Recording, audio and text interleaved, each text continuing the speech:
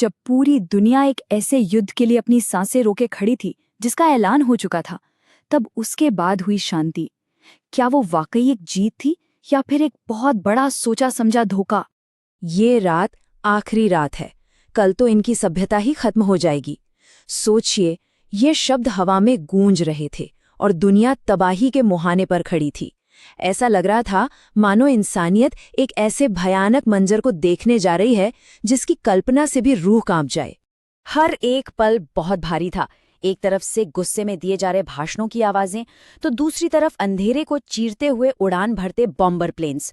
दुनिया भर के बड़े बड़े नेता वीडियो कॉल्स पर जुड़े थे और उनके चेहरों पर खौफ साफ साफ दिखाई दे रहा था। लग रहा था जैसे उल्टी गिनती शुरू हो गई है। ईरान के पावर प्लांट्स, उसके पुल, सब कुछ मिटा देने की तैयारी पूरी हो चुकी थी। पर ईरान ने झुकने से साफ मना कर दिया। उनका पैगाम बिल्कुल सीधा और साफ था, हम सरेंडर नहीं करेंगे। अगर शांति चाहिए तो हमारी भी अपनी शर्तें होंगी। और फिर ये लड़ाई बंद कमरों से निकलकर सड़कों पर आ गई। ईरान की सरकार ने अपने लोगों से एक अपील की और उसके जवाब में एक विशाल जन सैलाब अपने देश की संपत्ति को बचाने के लिए उठ खड़ा हुआ।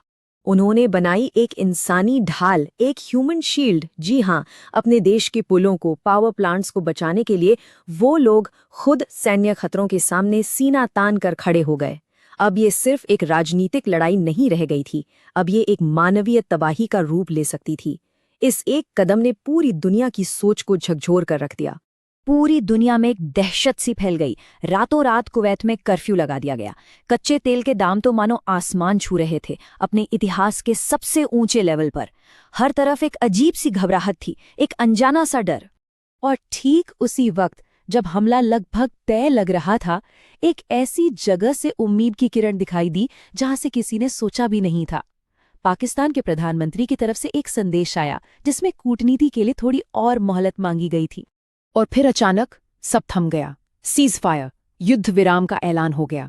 जो विनाशकारी हमला बस चंद पल दूर था, उसे रोक दिया गया। पूरी दुनिया हैरान थी, उलझन में थी कि आखिर ये हुआ क्या। इसके बाद शुरू हुई कहानी को अपने अपने तरीके से बताने की जंग।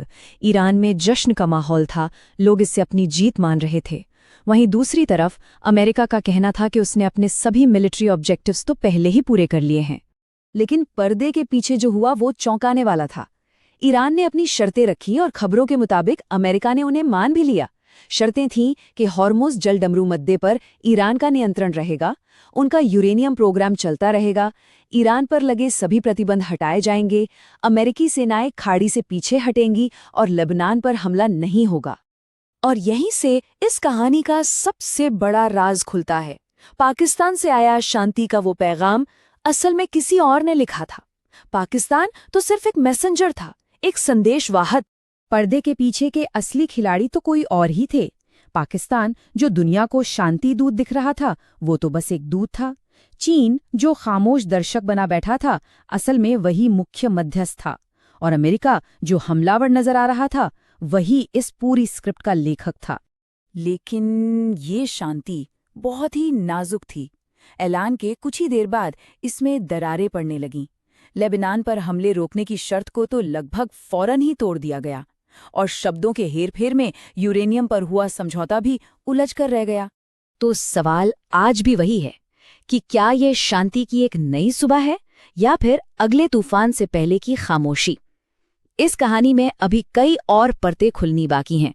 अगर आपको इस तरह की गहरी पड़ताल पसंद है तो हमारे साथ जरूर जुड़ें। इसे लाइक करें, चैनल को सब्सक्राइब करें और अपने दोस्तों के साथ भी शेयर करें। धन्यवाद।